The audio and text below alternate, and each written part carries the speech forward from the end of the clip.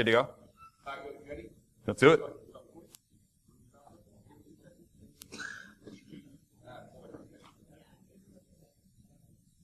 Awesome. All right.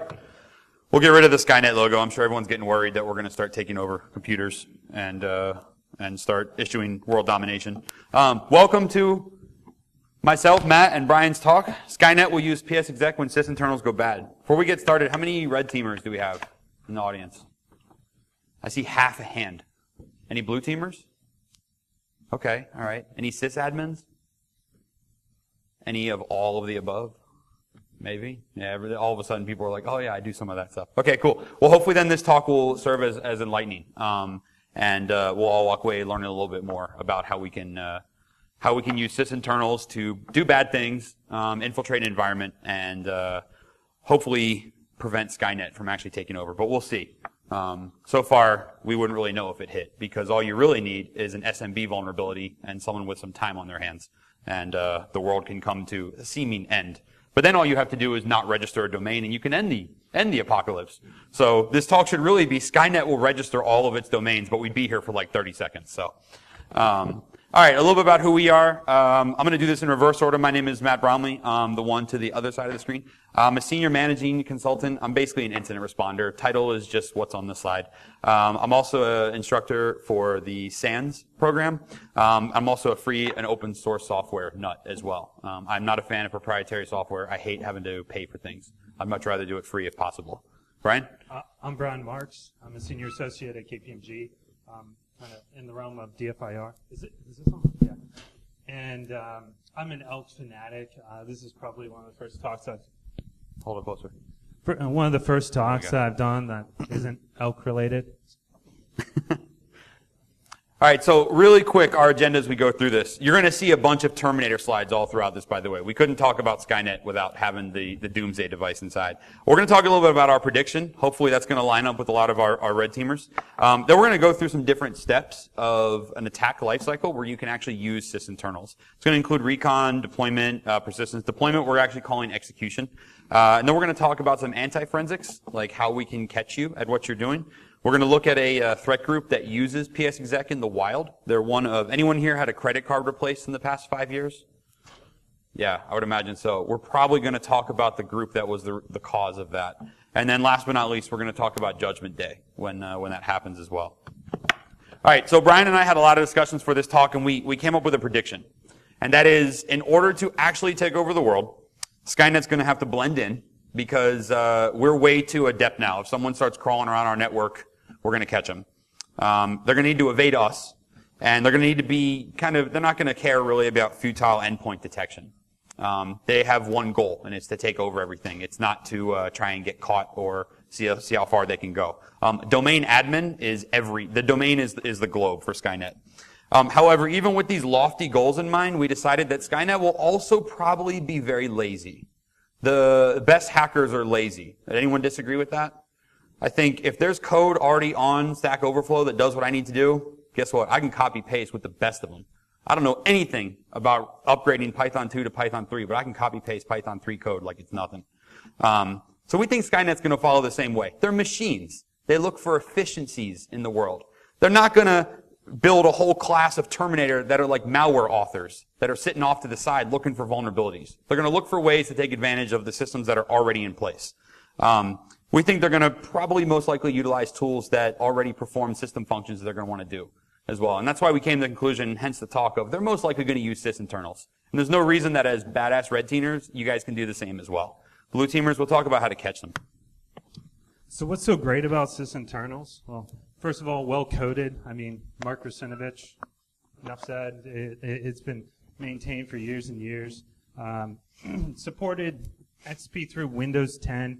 Matt called me out on this. Like, if you go to the sysinternals website for some of these tools, it'll say Windows Vista to in Grader, but that stuff's going to run on XP. Even some of these go back to Windows NT 2000. Let me actually pause, Brian. Who here is still running NT in your environment? Everyone, look around for your next target. Anybody? No? All right. It's okay. You don't have to admit it out loud. I've got issues too. So yeah, they're nice and portable. You can just grab whatever you need, bring it with you. You don't need to install no dependencies, anything like that. If you forget to bring it, just pull it down from TechNet. No problem. They'll go through. It's Microsoft. Typically allowed by any type of intrusion detection. That includes AV. A lot of times AV whitelists all these because they're just administration tools, really. Who here knows Sysinternals is used in your environment? Anybody? I'm assuming some folks here are tuned into security. Yeah, okay. If you're looking for evidence of attacker activity and you see Sysinternals, what's the first thought that comes to your mind? Probably an admin, most likely. All right, see, we can't change that. Goes right into the next point, blends in with any of your IT admins are using any of these tools. And from a forensic perspective, we need to kind of find out which are legitimate uses, which are illegitimate, just a total nightmare. From a DFIR guy, I can't believe I'm saying this stuff.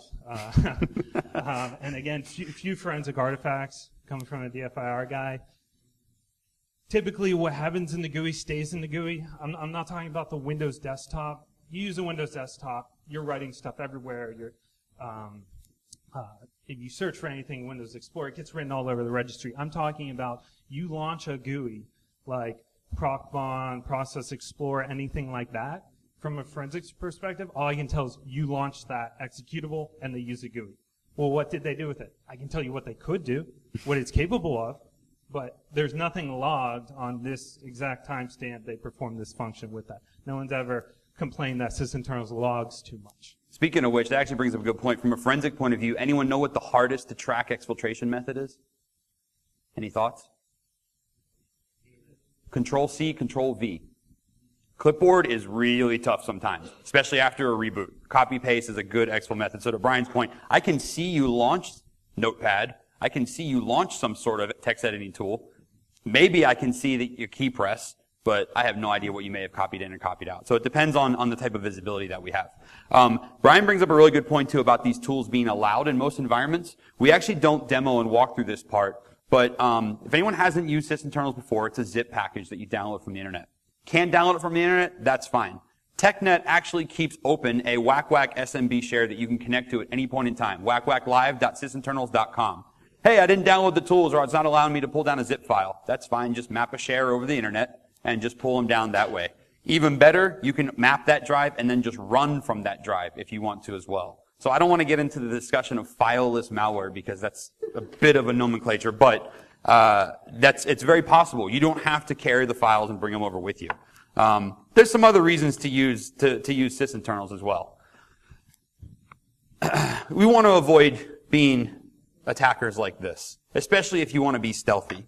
If anyone here has ever worked in incident response, hopefully some of these files will start to look familiar to you. This is one of my favorite parts about being an incident responder and doing an investigation of attackers and red teams, is all the crap that gets left behind that I get to sift through and I get to make indicators out of and signatures out of whatsoever. All of your support files, your random ass named executables, your DLLs that you think are signature lists, whatever you stole from the latest shadow broker's equation, whatever, some rat you haven't updated the code from since 2006, but admittedly it still works, and then some exploit that someone dropped in. It only worked in a Black Hat demo session that a university spent $1 million to set up, but hey, we'll try it here. Anyways, don't be this attacker. Don't leave all this stuff lying around, please, because we're going to find it, and it's going to lead us to attribution, and then the next thing you know, you're going to be in the Wall Street Journal on the front page, and then the Department of Justice is going to issue sanctions, or they're going to indictments against you, and then we're going to be in a really tough spot. So don't leave this behind. Just use the Microsoft-approved, signed, coded software. But more importantly, Brian, why else should we use Sysinternals? Yeah, so, you want to look like an attacker, you want to kind of stand out and everything, but that's not really what you should be doing. Anyone seen Ex Machina? Think like that. Think blending in, looking like a smug IT admin, turning around for a photo. Blend in like him instead of sticking out, looking like, with your Guy Fawkes mask on. No one questions that guy. They just talk about him behind his back. That's okay as an attacker, because no one's detecting you. They're just talking about you. But that's all right. This is who we want to be. All right. Let's jump into the first what I was just thinking? Yeah. What if you pulled the skin off of Mark Rusinovich and that? That would be scary. That'd be really scary, yeah. If Brian and I don't surface after giving this talk, you all will know what happened and why that went about. All right, let's start talking about some stages of the attack lifecycle and how we can utilize these things. By the way, if attack lifecycle doesn't mean much, just think kill chain. They're the exact same thing. It's just different branding. We're going to talk about some tools that fall into the PsTools category. Basically, they start with the characters PS. There's a quick disclaimer about any of these. Now, red teamers, check this out. Without any options, these tools will by default be run against your local machine. Good for testing, good for profiling. However, they also have built-in looping and enumeration tactics as well. You can throw in a single host with a whack in front of it. You can actually throw a list of hosts, both IPs and NetBIOS names inside of a text file, throw an @ symbol in front of it, and it will automatically go through those. Who here has ever put PsExec inside of a for loop? That's what we called a waste of time and duplicate use of CPU resources. Or you can just throw it against whack star and hit the entire domain. That's right. It can scan and enumerate a domain and then perform an activity against that domain. So gone are the days of you having to pull the DNS cache and see what systems there are, or working your hardest to load volume shadow copies just to get the ntds.dit out to then maybe possibly parse it. Just let PsExec or PsTools do the heavy lifting. You can also throw in a -u and a -p for all the PsTools except one and actually change your identity as well. So you can actually compromise a low-level account, operate as that low-level account, and issue elevated credentials that you've also stolen for only certain particular commands. We won't go into all the forensic implications, but this saves you creating a lot of artifacts on side of a system. Good example, logging in with a normal user account generates 1 event log. Logging in with an administrative account can generate up to 5 event logs. Guess what? I can find all those, and I can start to see what account you're using and the privileges that you've got. So yeah, jumping into internal recon, because that's the first thing that the machines will do whenever they land in a domain, start looking around. So the first tool, PsInfo, this will pull local or remote system statistics on the users that are oh, sorry. I jumped ahead to the other side, PsInfo. So if you're looking for a specific target, specific system, maybe you want one with a lot of RAM, a lot of resources. Maybe you want a server that you can do a remote interactive log on without knocking a user offline. Go ahead and scan the whole domain. And this will give you back all the information. If you add the -s flag, it will scan those systems and then give you a list of installed software. Whenever we're doing the research for this, I look at that and I go, that sounds like a reverse port scan. Why port scan when you can tell me all the programs are installed and probably running? So if you enumerate a domain, what do you, and you look at hostname lists, how do you usually find what servers are doing, right? Sysadmins are really nice. They usually throw DC at the end for domain controller, web somewhere in there, or IIS somewhere in there for a server, SQL for a database server.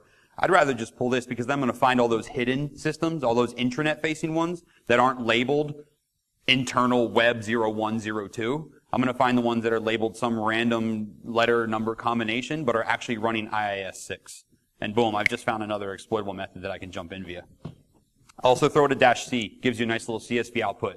CSV means we can what? We can script it, and then we can bring it back, and we can analyze it, and we can actually build our attack as opposed to just running on the fly. So now, here we go, PsLoggedOn. See who's logged on to a local or the remote system. It's the equivalent of like the Linux who, W. And so if you're targeting a specific account, I don't know, like John Connor or an IT admin or some target, this is how they're going to do it. Sarah Connor, yeah. Whoever they're going after. Kyle Reese, right, that guy too.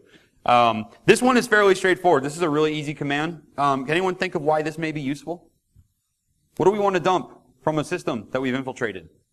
Usually passwords or credentials. It'd be nice to know to see who's actually logging in, to wait for those. So that gives us the opportune time to actually dump those credentials instead of coming back at random intervals. And I see a lot of attackers and attack groups do this as well. They don't get the creds they want on the first or second time. Very rarely does a phish lead immediately to the domain controller. Although I've seen that too. I've seen email being read on a domain controller and then it's just lights out. But very rarely do attackers get right there. So they wait. They sit and wait for someone to log on. This little tool tells you who, maybe gives you their privileges, and also tells you if they're remote or if they're local as well. So as an attacker, if I see my domain admin coming in remotely, well then maybe they've got a jump box I can go and pwn. Maybe they've got something that sits at a central point that I can go after. So now logged on sessions, this is kind of like PsLoggedOn just on steroids. So this will give you all the active sessions on a given computer. So starting in Windows Vista and forward, each user, if they're administrator, they would have 2 different sessions. One is the underprivileged, and then the one is privileged. So this can help you target. This can help you target an administrator. Shell's running with administrator privileges. If you add the -p switch to find out which process. So we actually, we use the -p switch. I don't know if it's too tough to read on the slide, but what we've highlighted there is a user that has both a command line. So we've got cmd and conhost, and then they've got regedit. What's regedit? Registry editor. What do you need to have registry editor open?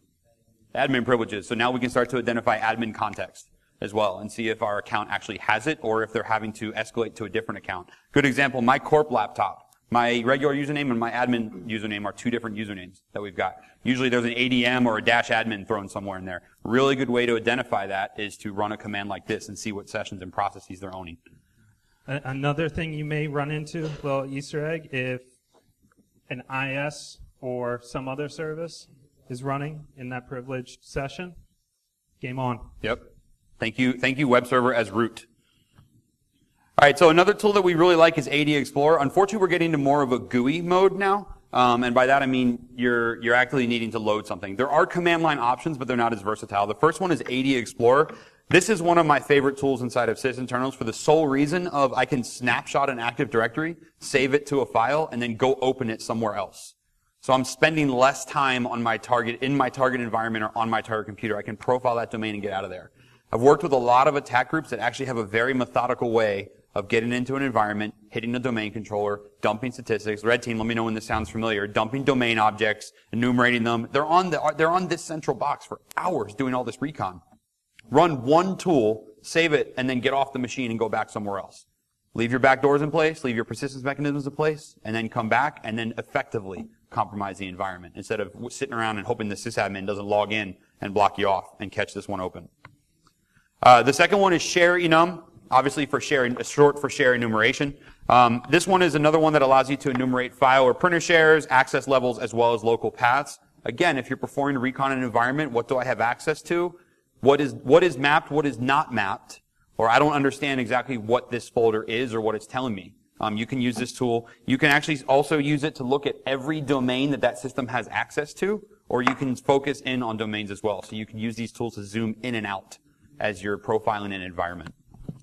Another good recon application from the network side, TCPView. Nice, easy GUI, tells you every process that's running, all the connections making to it. With the GUI, you're able to close connections and terminate processes. Again, from within that GUI, I wouldn't be able to tell forensically, was something terminated, when was a connection closed. It's just fair game. This screenshot's a little tough to read, but it is a list of executables and then TCP versus UDP, what they're connecting to, whether it's open, the status of the connection. It's netstat-ANO on steroids and in a nice little GUI as well. The other part I like about this from attack points of views, though, is let's say you've got a box that you've been compromising for days. Who here keeps track of the exact number of interpreter sessions they've got open? You know to a T all the time. Run a tool like this really quickly. Okay, how many shells did I actually pop on this box? How many ways did I get in? Use this as a nice little cleanup method. We don't mention it in anti-forensics, but I like it from that aspect too. I've been in some cases, I'm sure Brian's seen the same, where we've seen active attacker connections from like 6-7 months ago. They're not being used. They were initial shell pops, but they're still there. They're still running. Don't be a sloppy attacker. Skynet would close all of its ports if it could. So same thing as TCPView, just from the command line. If you don't want to use that nice fancy GUI, again, CSV output that you can script that, parse it. Another screenshot, a little tough to read on this one. But yeah, a couple options. Network connections, listening ports. It's the same thing as TCPView, but with a little more detail into it. The one I like about this is it actually also resolves remote hosts for you. You can skip that if you'd like, but it's just another way to profile more of your environment. Yeah. So another thing, I can't believe I'm saying this, but one of the processes, Dropbox.exe. Okay, so they're running Dropbox in the environment. How am I going to exfil? Right there. It's not nice to differentiate what was the malicious exfil versus him just syncing his entire Dropbox folder. Also, I like to use Dropbox and things like Google Drive as a really good example of determining whether or not cloud servers are accessible from the environment. Dropbox may be running. That's great. Maybe it's a corporate app. Maybe it's being used by the employees. Maybe it's being used legitimately. It also tells me that AWS is most likely accessible as well. So it lets me profile and see what's going to be open. All right. We've profiled an environment, used some sysinternals tool. We now know a lot about a domain, and we really didn't need much. We didn't have to drop any custom things in. Everything just ran perfectly. Let's talk a little bit about executing some additional malware. So, well, first one we're going to look at is PsExec. Who here has heard of PsExec? When everyone, there we go. There's all the hands that we wanted to see earlier. So like one red team guy, 4 blue teamers, but like 30 people have heard of PsExec. All right, I like this. I will have to tell Mark that he's got a lot of fans in the crowd. PsExec is kind of, when people think of sysinternals, they think of this tool. And PsTools actually gets labeled as PsExec as well. It's used for remote code execution. It's used in software deployment mechanisms. It's used by sysadmins legitimately all over the world. It's also used by attackers all over the world as well. You can use it to run a system command. You can push a custom binary. You can change permissions. Again, we talked earlier about the -u-p. You can run it against a host. You can run it against a domain. But red teamers, you need to know that when you run this, you create a very specific, uniquely identifiable forensic artifact, which is PsExec SVC. You can't just run a command on a remote host. PsExec actually drops this little executable on the target system. That executable handles whatever it is you're trying to do, and then it gets deleted and it gets removed immediately. We're going to talk about what artifact that's left behind a little bit later. The -s flag in PsExec is what you use to push a custom binary. You can use H to run with elevated tokens of the user account that you're running with. Anyone know what the -r switch does, aside from just reading the slide? It lets you change the service name that it gets installed with. I'll show you from a forensic point of view what that looks like as we go a little bit later on, but this is a good anti-forensic method to hide yourself. And then -w lets you set the working directory on the remote host. Change the directory that I drop files into. By default, PsExec drops into Windows or your system root. We want to maybe change into a temp directory, maybe something that's not monitored. Maybe you know that they've got bit9 in the environment and you know that program files is whitelisted. Guess what? That's where I'm starting to drop all of my stuff because the application is not going to be looking there. All right, so now we're going to jump into background info. This is one of the best sysinternals you guys have probably never heard of. Okay, so BgInfo is just a little tool that's used to you run this, and then on your on your desktop has little basic information like your host name, how many CPUs you have, RAM, hard disk. Who's run into this annoying text before on servers? Okay. Sysadmins love this one. They love to have that little text box in the upper right-hand corner that lists all these stats. Okay. So if you want to go just beyond what they give you in the box, as far as listing information about your system, they give you the ability, it's kind of small, you guys might not be able to see that. We'll walk through it. The ability to run WMI or VB scripts. So let's back up. Inside of the GUI, so to the right side of the screen, left side of the screen, there's an option to customize fields that you drop in. Inside of this field, there's a custom button. Custom leads to new. New leads to this little text box on the side here. Slides will be available afterwards, but trust me when I tell you. The bottom portions of the text box there let you drop in a WMI query if you want. You can drop in a VBS script if you want. Registry keys. Let's see, environment variables. All things that malware authors love to use. And in fact, this was actually recently discussed for application whitelisting. Yeah, so just let that sink in. This is a signed Microsoft executable that allows execution of VB scripts. So you can bypass application whitelisting if you're trusting any Microsoft signed executable. This just released the other day and has been patched with the latest. So you've got to use version or 4.21 or lower. But everyone's always got sysinternals lying around, so I'm sure you can find a. They might not sign another one of those. We'll see. But yeah, we kind of really like this. This happened to stumble. This article is 2 days old, so we happened to stumble on this and we're like, oh, we need to add this in real quick. We are aware of the VB script thing, but to see it actually exploited in the wild is awesome. There are folks just popping remote shells all over the place. It's a really, really straightforward mechanism. And like I said, it gets approved, and Microsoft loves it. All right, let's talk a little bit about persistence. 2 tools we're going to focus on here. The first is PsPasswd. This is actually a really simple password changing tool. The reason I like it is because you can target specific hosts with it. So I don't have to necessarily go into the domain controller and change all my account settings there. I can just change local admin in a couple places. Who here has a shared local admin account across your entire environment? Shared credentials, I mean. I can't get a hand up. I'm waiting for targets. They'll pop up eventually. Trust me, they're out. There we go. There's one. They'll pop up. Trust me. This is a good way to compromise an account or create your own account. We see a lot of attackers do this one, especially in RDP attacks. They'll create their own account that they can fly under the radar with all the time. Use this one to distribute credentials to only a targeted group of servers. The other one is MoveFile. So, not so much anymore, but what used to be the most irritating feature about Windows? And I'm going to answer the question because we'd be here all day talking about that one. But it used to be, your system needs to reboot in order to complete steps, blah, blah, blah, blah, blah, blah, blah. What's actually happening is Windows can't overwrite files that are currently in use. It doesn't have the ability to do that. That's actually true for a lot of operating systems, but Windows is kind of in your face about it. So they need to schedule an update. There's actually a queue of pending file operations. This is what it's called pending file operations. Windows builds, it's this list of basically the next time you reboot, what needs to happen. I need to delete this, I need to move this, basically I need to apply a service pack, or I need to apply an application update or something of that nature.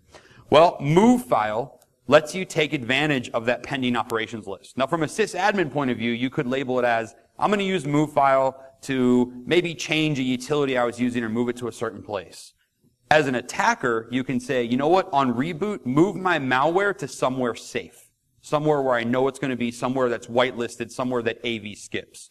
So I can run it on the system, but if I ever jump into a reboot, move it to where I know. We're going to talk about this in anti-forensics as well. But I like MoveFile because it lets me hide things upon reboot. From a forensic point of view, there's a lot of reasons you'd force a reboot. Some important artifacts get written at a reboot time. As a malware author, I can now hide at reboot time as well. And speaking of anti-forensics, we'll just jump right into how do you hide from people like Brian and myself. So since we're using the Sysinternals, you bring with you Sdelete. Anyone use Sdelete or heard of Sdelete before? There we go. Okay. Yeah. They're slowly waking up. Nice little file that you can zero out, a file that you want to get rid of. It will also clear free space. So if you deleted something, you go, oh no, I forgot to Sdelete that. If you got the time, you can also zero out free space. It also overwrites the free record in the MFT. So without getting too much into an MFT discussion, which would really put everybody to sleep, no matter how many hurricanes we outsourced. Anyone here think when you delete a file, that's it? It's gone forever? Okay, good, awesome. Everyone has been paying attention, some way, shape, or form. I'm not sure if that was the talk next door or the street. But in any event, yeah. So Sdelete actually deletes a file for you. It doesn't just mark that space available for writing. Go ahead. Yeah, and then also one of the patterns you can see from it is that in order to obscure the file name, it renames it with letters of the alphabet, all 26. It does 26 passes, A, B, C, keeps going until Z. So from a forensic point of view, when we find artifacts like this, we find folders full of zzz.zzz, and it's just zz's all over the place. Sometimes Sdelete stops short, and we'll find J's or H's or I's, sometimes S's or T's. It just depends. But usually that's a very good sign of something that we're looking for. I think this screenshot may be a little hard to read for everyone, but this is actually what Sdelete looks like. We're going to carry this example going through. Just imagine there's a text file with social security numbers inside of it. And Sdelete actually goes through, and then we get evidence of the file being deleted. And then MoveFile as well. We also talked about this, both from a persistence mechanism. Obviously, I'm sure everyone could see how it's an anti-forensics method as well. Move your files, move your exfil, move your shells, move your executables, move whatever upon system reboot. Another good way to keep yourself hidden and to hide things from attackers. Remember that you're utilizing the native Windows functions to move and delete these files as well. It's going to get wrapped up with all the other changes that are happening. So even if someone like Brian or myself wanted to do some advanced MFT analytics and take a look and see if the record numbers lined up or there was something out of place, we're wrapped into 10,000 other changes going on at a time. So it's tough to go back and backtrack if you're using a method like that, as opposed to if you were to just delete it during an active session. Yeah?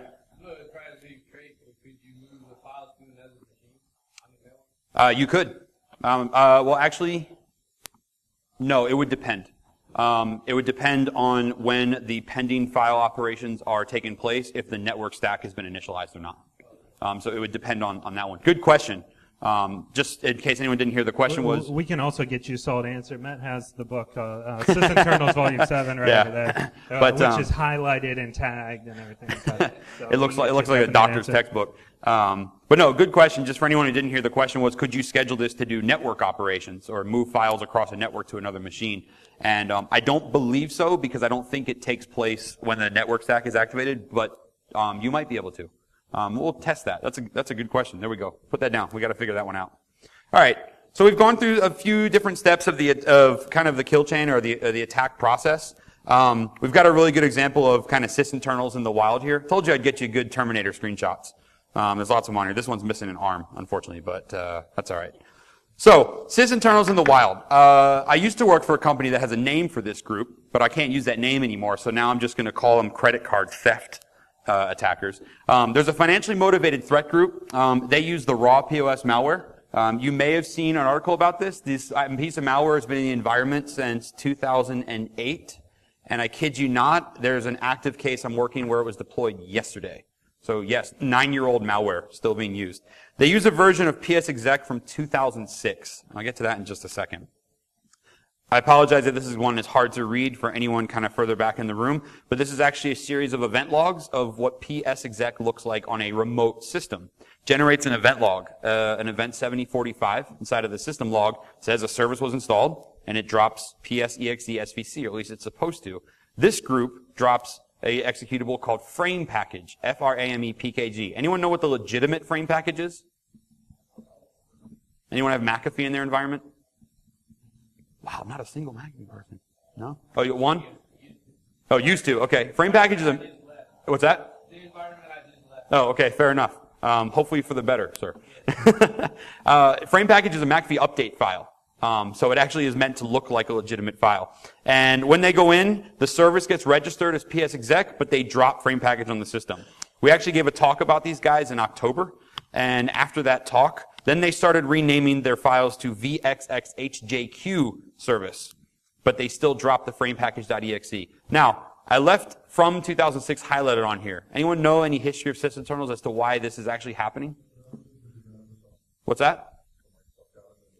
2006 is when Microsoft bought Mark Rusanovich's company and acquired sysinternals. It's the last year that sysinternals was open source, and you could actually get the code and modify it to do what you want it to do. This group is using an 11-year-old version of PsExec, and they're modifying the names of both the services that get installed and the target executables in order to stay hidden. However, they're the only group that does this, and I hope they watch this, because every time I talk about them, they change their tactics in some way. It's the easiest indicator to check. You need one event log and one entry. And after our talk in October, they started clearing event logs after every stage of the attack. But, long story short, a good example of a group that is still actively using PsExec and how they're using it. This is what they use to deploy their malware. They've got a really solid, sound approach. It's been working, like I said, for upwards of 9 years. And we talked earlier about getting credit cards replaced. These guys are probably the reason for at least one of those replacements. All right, so we've talked about it in the wild. Now Brian and I really get to talk about the stuff we love, which is detecting sysinternals. And pretty badass Terminator photo as well. So you're going to use sysinternals. Here's the catch. You have to accept the EULA. And every tool you run for the first time, you need to accept it either in the GUI by clicking accept or via command line by passing the accept EULA flag. Every execution thereon, it checks in this registry location to see if it's already been accepted, and if it has, it doesn't prompt you again. So from this, we can get a timestamp of the very first execution of that sysinternals tool. This is really good in forensic investigations whenever they want to know the entire scope of exposure. Instead of getting the last execute time, we actually get the first. That one's very important. Red teamers, delete your keys on the way out the door, and all of a sudden that artifact goes away. But deleted registry keys can easily be recovered. So unless you're wiping registry keys, still going to find that. So delete your keys and hope that you get a really crappy incident responder, and you'll be good to go. The other thing about the EULA was I read it this morning. It's actually in 2 languages. It's in English and French. Because TechNet is serving this out of Quebec, Canada, they provide those 2 languages. And Again, so I'm not a lawyer. Don't take this as lawyer advice, but it doesn't seem like there's anything in there. It's just a standard license of don't redistribute this, sell this, reverse it, stuff like that. It doesn't say anything about misuse and hacking and stuff like that, and it definitely doesn't say anything if you're not human in a Terminator machine that you can't use this. There's nothing in there, so they can accept that EULA. I would just like to put on the record that we're in New Orleans and Brian woke up and read a EULA this morning. Just going to leave that there. I guess I didn't drink enough of that, yeah. So another cool artifact is the RDP bitmap cache. This is actually not a sysinternals tool, nor is it necessarily a sysinternals artifact. But really cool, Brian's got a story about how sysinternals actually helped with this investigation. So if you do want to get a glimpse into that GUI of what they're doing, and they're using terminal services to remote from a source machine to a destination machine, you will see in that RDP session some cache bitmap files. These can be parsed, and you can kind of reconstruct an image of what the attacker was seeing. And something really cool that happened to one of our investigators, not only have they reconstructed this and said, oh, they're using Process Explorer or they're using AdExplorer, and I can see that, here's some values they got back, and we can kind of tell what they're doing. But there was BgInfo running on the system they were remoted into. So whenever reconstructing this RDP bitmap cache, we want to say, okay, what machine were they on? Well, guess what was right on the desktop? The host name of where they're RDP'd into. And in attacks where you've got a lot of lateral movement as well, the registry will store RDP systems that you RDP'd to, but that cycles out. It only has a limited capability. It only stores the last 10.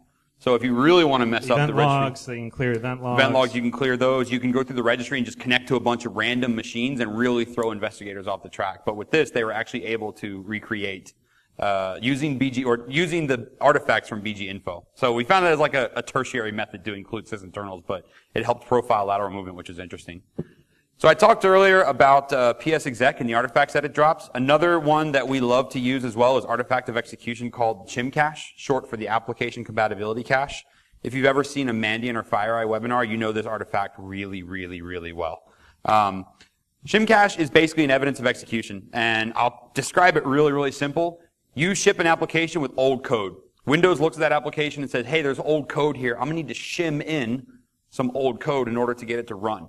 All of this happens in milliseconds behind the scenes. None of us ever see the effects. Windows never pops up. Well, hopefully it doesn't pop up and say, hey, FYI, this developer was lazy and they wrote in code from a DLL that we haven't updated in like 3 years. Are you okay with this? They just do it behind the scenes. This evidence is actually tracked and it's recorded inside of this database. This is a good example of a remote system executing multiple variants of PsExec SVC. Now, the one thing I'll note about ShimCache is usually an executable is stored in there one time, and when it's executed, it's moved up in the chain. It's stored in reverse order of execution. PsExec SVC, remember I mentioned that's the executable that gets dropped when you run PsExec. Technically, every time you run PsExec against a system, it's the first time this executable has been seen. So these entries get stored. Not only is it the first time the entry has been seen, but it gets created in real-time timestamps as well. It's very tough to timestamp PsExec SVC. So that actually gives us artifacts timing as well, which is very tough to get from this one. Now you may be thinking, okay, are there some ways I can execute artifacts? All right, so I just need to avoid executing malware, right? I can still be safe if I don't execute anything on the system. Unfortunately not. Another screenshot for you. So I talked earlier about Windows looks for code it can shim for you. Microsoft also thought, you know what, we should think ahead and we should look for artifacts that or executables that they may want to run. So Windows actually looks ahead into folders that you connect, terminal services clients, USB drives, anything of that nature, and it says, are you going to need shims for any of the executables in here? It's a logical thought, right? You connected a USB drive with a piece of malware, or with an executable on it. You may want to run that executable at one point in time. Let me check and see if you're going to need any code. This actually is a test that we ran where we connected to a system and mapped over a drive via RDP, and we had sysinternals inside of it. We were planning to compromise that system, collect some domain information. ShimCache actually read them. Over to the far side is all the false, this is going to sound weird, false flags. It's not a false flag, it's false flags that are stored by Windows, they were not executed. They were profiled by Windows upon connection of RDP. So now I've got evidence that someone named Matt has a folder called Matt's admin tools in the root of his drive, and he mapped it over and had sysinternals inside of it. We can capture all of this. Attack groups and attackers get caught with this one all the time. We can actually profile your entire tool set because it gets read. And if it gets read by Windows, guess what else takes a peek into it as well? AV. I've actually seen some attacker toolkits wiped out because they mapped over a drive via RDP, and Microsoft lit up like a Christmas tree and caught all of these executables and then quarantined them all. And then you start to see the attackers not come over with mapped RDP shares anymore because they learned the lesson the hard way. So ShimCache v2, so this starts in Windows 8. AmCache, awesome artifact. Bullet point number 1, SHA-1 hash. That's awesome. As digital forensics and IR guys. It's really the only bullet point worth mentioning. Right. Now we get a hash of your malware. File size is nice. And yeah, but so if you rename any of these sysinternals tools or anything like that, it gets caught in AmCache. We have the SHA-1 hash. Doesn't matter what you call it. We know you ran it. So it's on Windows 8 and above by default. However, most domains are still what? Any red teamers? Any thoughts? 7, 2008 domains. Anyone still messing around in 2003 domains? I can't get people to admit. Darn it. I'm going to find one of these days. I've been in some 2003 domains, but yeah, most of the days they're 2008, so it's very rare, or at least it's starting to become more commonplace that you've got a Windows 10 filled domain. There is a patch, there is a service pack, or not a service pack, but a KB that will do Amcache on Windows 7, but it's not as widely seen as we'd like it to be.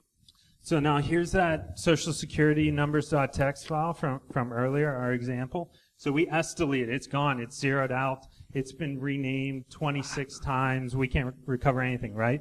Well, if it's been accessed, then there's a link file that gets created of recently accessed files. In that link file, there's a stream which tells us the file size. So this would be really good to know how much data was in that social security number.txt file that was wiped. We can recover that, as well as the USN journal. If we respond quick enough, the journal will have every single operation that's been performed before SDelete wiped it, and then we have all that. We have the $I30 index files. That's the B-tree structure of the NTFS file system. We can recover dates and times when that was placed on the system, things like that. You guys are pretty sharp, so I'm going to throw this out to you. We just messed around with this morning. Can you SDelete SDelete? Any thoughts? So you go to burn down. Who says yes? One yes. Who says no? All right. So you there's go like to burn, 8 people awake here. You go to burn down your entire sysinternals toolkit after you're done with SDelete, and then you go to delete the last one, and it errors out and says cannot get a handle on an active process to remove it, so you can't. You can't SDelete. And then in the conversation with Matt, I said to him, "Oh, well, then you just delete it, and then you can run it clearing slack space, clearing free space, and then you'll get rid of it." And he goes, "But then you have to delete SDelete. It's That's still how there. You clear it." So Because of this exact reason, a lot of attack groups leave behind one file, sdelete.exe, because it's the one thing they couldn't get rid of at the end of the day. And that same group that has modified PsExec, they actually leave sdelete behind in the Windows directory, and for that reason, they can't get rid of it. Yeah. You can't run it off the live sysinternals? You could. Memory only? You could if you wanted to, but if you're running off of there, you're not deleting it on your system. So technically, I suppose you could if you ported all these tools onto a system and then you connect to the UNC path to then go back and delete everything. You could go that route. That could work. Yeah, that could definitely work. never put it on. But then you got to go delete the registry key as well. So there's a little bit of extra cleanup you got to do. But you're right. You could look at it that way. Again, the slides will be made available, but what you're seeing on the far side of the screen there is actually the rotation of SDelete going through A, B, C, D, E, F, the entire alphabet as it goes through. Yeah. Now you're thinking. There we go. See? Look at that. We just hid SDelete. Yeah. I have another question. So I've been seeing a lot of groups big photos out there, right? But I was just talking about NolaCon. So let's say you're talking to PsExec that would modify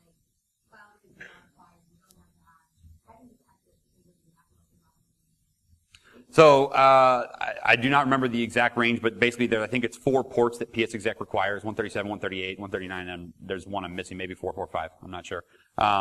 But if you're monitoring that type of internal traffic, then you'll be able to see PsExec going across. You'll be able to see the commands in plain text. PsExec actually only encrypts the credentials. And for a while, even that wasn't being done. They were being sent as plain text. But the commands are easy to see. You just got to be able to parse that traffic. The issue with what you're saying is a lot of organizations do not capture or even look at internal to internal traffic at all, so it's very tough to see. But you're right. With either updated versions, either pre-2006 or updated ones, you'll see the commands, you won't see the creds, but you can flag on those structures as well. Correct. Exactly. Yep. Yeah. So if anyone here is doing internal network introspection, you can look for this stuff, but that's a lot of traffic. Yeah. Like from captured network traffic? There may be. Jackie made a good point. Bro is one that does have a built-in analyzer to it that you could use to pull that out. There are like SMB ones. Whether or not you'd get a PsExec session recreation, that I do not know. If not, Network Miner might.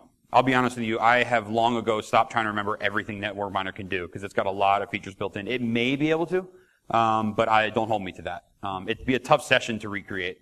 It also depends on the volume. I know in SANS, whenever they teach the networking class, I didn't take it, but from one of the net wars, they give you a PCAP big enough to break Network Miner, just so the students aren't using the nice easy GUI. Now, if you, sir, are volunteering to write all of us a Sysinternals recreation tool, we will all just follow you on Twitter and hound you every day for those updates and those commits. With that, we'll get to our final piece, which is Judgment Day, and this is kind of a tongue-in-cheek slide because that's it. That's the end. So thank you all for coming today. Obviously, any questions anyone has, we'll be happy to answer. But please make sure you continue to enjoy New Orleans. And again, thanks for coming out.